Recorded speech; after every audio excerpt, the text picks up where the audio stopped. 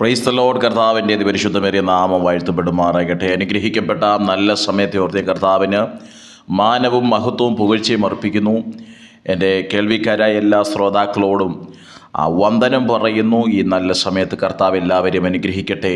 കരുതൽ അനുഭവിക്കുക, കരുതൽപ്പെടുക എന്നൊക്കെ പറയുന്നത് ഏതു മനുഷ്യനും എപ്പോഴും ആഗ്രഹിക്കുന്നതും പ്രാർത്ഥിക്കുന്നതുമായൊരു വിഷയമാണ്, കരുതൽ ഉണ്ടാകുക എന്നുള്ളത്.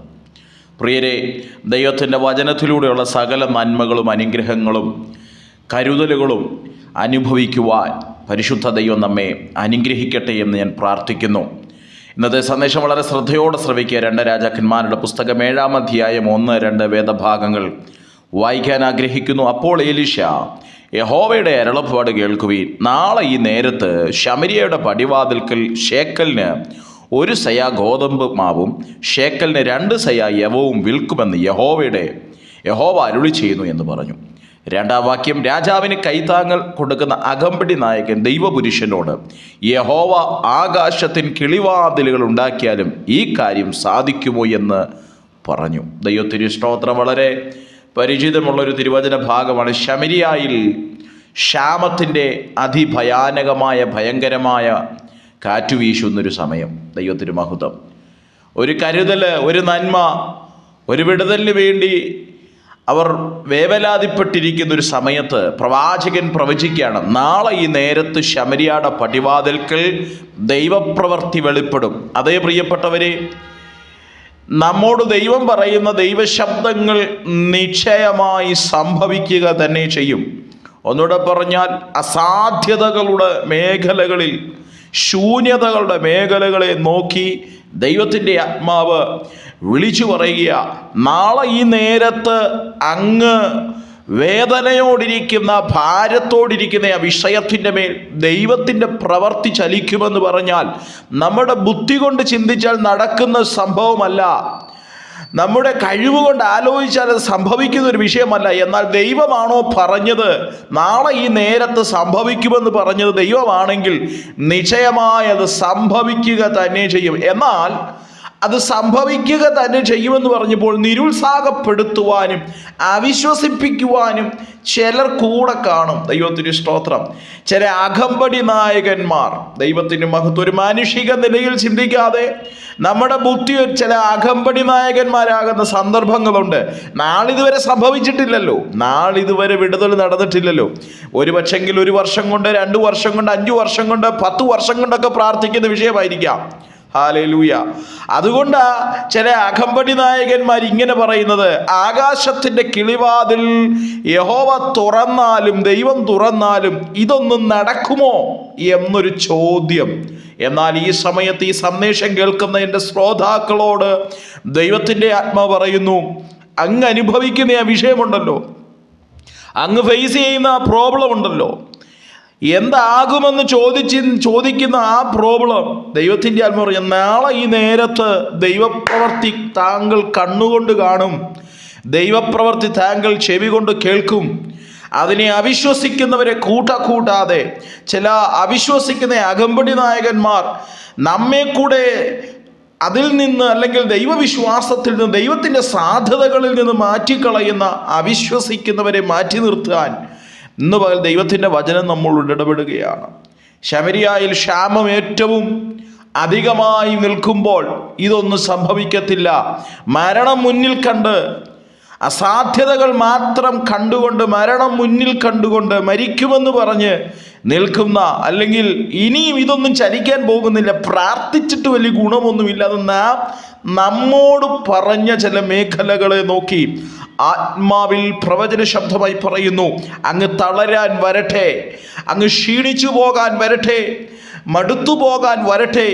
നാളെ ഈ നേരത്ത് ചെയ്യുമെന്ന് ദൈവം പറഞ്ഞിട്ടുണ്ടെങ്കിൽ നിശ്ചയമായി അങ്ങയുടെ കുടുംബത്തിനകത്ത്, അങ്ങയുടെ തലമുറയുടെ വിഷയവുമായി ബന്ധപ്പെട്ടതിനകത്ത്, ജോലി സംബന്ധമായ വിഷയത്തിനകത്ത്, സാമ്പത്തിക വിഷയങ്ങൾക്കകത്ത് നാളെ ഈ നേരത്ത് ദൈവപ്രവൃത്തി വെളിപ്പെടുമെന്ന് പറഞ്ഞിട്ടുണ്ടെങ്കിൽ ദൈവം പറഞ്ഞാൽ പറഞ്ഞതുപോലെ ചെയ്യുന്നൊരു ദൈവമാണ് നമ്മുടെ ദൈവം. ദൈവത്തിന് സ്തോത്രം. അകമ്പടി നായകന്മാരെ അകറ്റിക്കളയുക. ചില അകമ്പടി നായകന്മാർ നമ്മുടെ നന്മയെ കെടുത്തി ദൈവിക സാധ്യതകളെ എതിർത്ത് അവിശ്വസിച്ച് ആമേൻ നമ്മളെ കൂടെ അവിശ്വാസികളാക്കി മാറ്റുന്ന ചില അകമ്പടി നായകന്മാരെ മാറ്റി നിർത്തുക. നീ പ്രാർത്ഥിക്കണ്ട. നീ പ്രാർത്ഥിച്ചിട്ട് നിന്റെ രോഗം മാറത്തില്ല.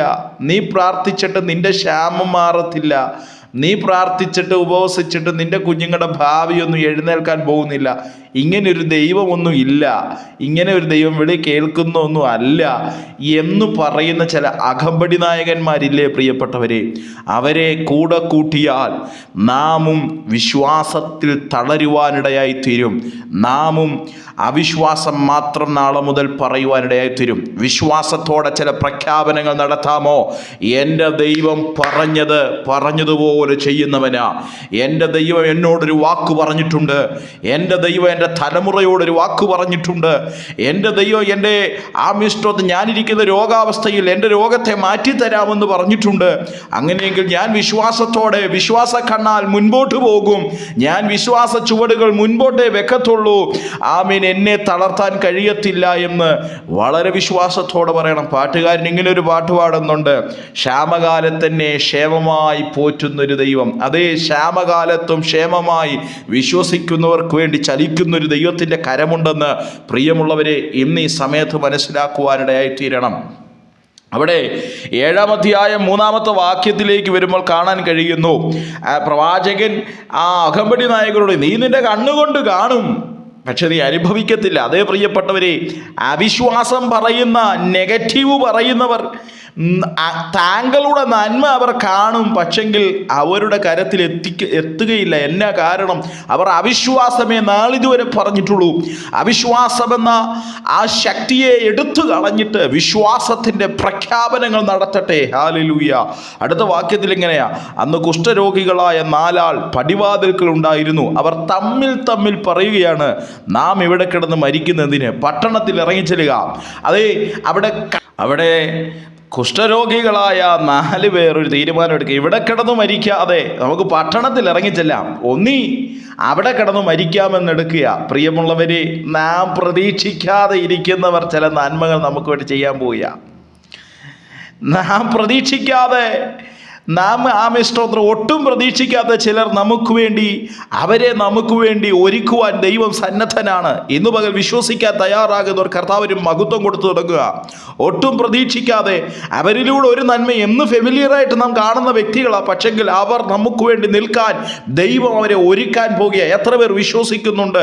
നാം പ്രതീക്ഷിച്ചിരിക്കുന്നവർ ചിലത് അടച്ചു കളഞ്ഞാലും, നാം പ്രതീക്ഷിച്ചിരിക്കുന്നവർ കൈമലർത്തി കാണിച്ചാലും, നാം പ്രതീക്ഷിച്ചിരിക്കുന്നവർ നമ്മെ കണ്ടിട്ടും കാണാത്തവരെ പോലെ പോയാലും, ദൈവത്തിൻ്റെ ആത്മാവ് ഇന്ന് ഈ സമയത്ത് ഇടപെടുന്നു. നാം പ്രതീക്ഷിക്കാത്ത ചിലർ, നാം വില കുറച്ച് കണ്ട ചിലർ നമുക്ക് വേണ്ടി ഇറങ്ങുവാൻ, നമുക്ക് വേണ്ടി എഴുന്നേൽക്കുവാൻ ദൈവം ഒരുക്കുമെന്ന് പറഞ്ഞാൽ അതിനെ വിശ്വസിക്കുക.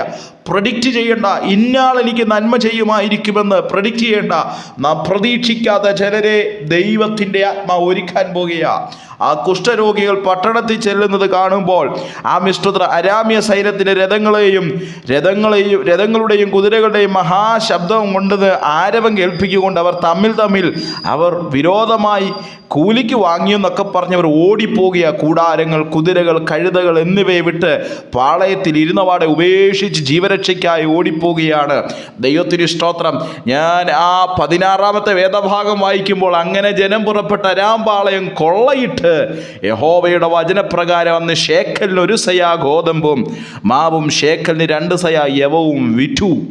ദൈവത്തിൻ്റെ ആത്മാവ് എന്താണോ 7-ാം അധ്യായം 1-ാം വാക്യത്തിൽ പറയുന്നത്, നാളെ ഈ നേരത്ത് ശമരിയയുടെ പടിവാതിൽക്കൽ ദൈവപ്രവൃത്തി വെളിപ്പെടുമെന്ന് പറഞ്ഞെങ്കിൽ, അതുപോലെ വിശ്വസിച്ചവർക്ക് വേണ്ടി അത് വെളിപ്പെട്ടു വന്നെങ്കിൽ, എൻ്റെ ഈ സന്ദേശം കേൾക്കുന്ന, ഈ വാക്കുകൾ ശ്രവിക്കുന്ന, ദൈവവചനത്തെ അതേപടി വിശ്വസിക്കുന്ന, അനുസരിക്കുന്ന എൻ്റെ പ്രിയമുള്ളവരെ നോക്കി ഞാൻ പ്രവചനാത്മാവിൽ കൈമാറുന്നു.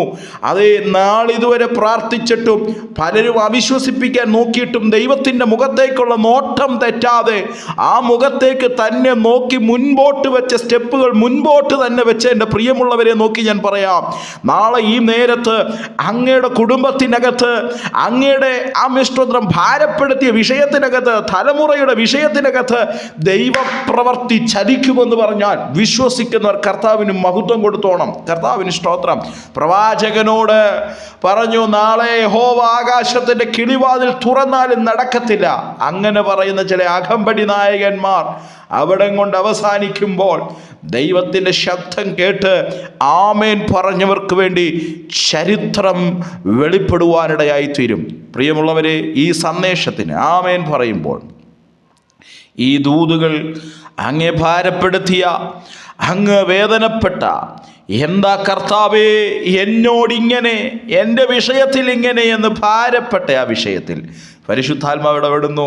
അടുത്ത ചില മണിക്കൂറുകളിൽ, അടുത്ത ചില ദിവസങ്ങളിൽ വിടുതലിൻ്റെ കരം അങ്ങയ്ക്ക് വേണ്ടി ചലിക്കും.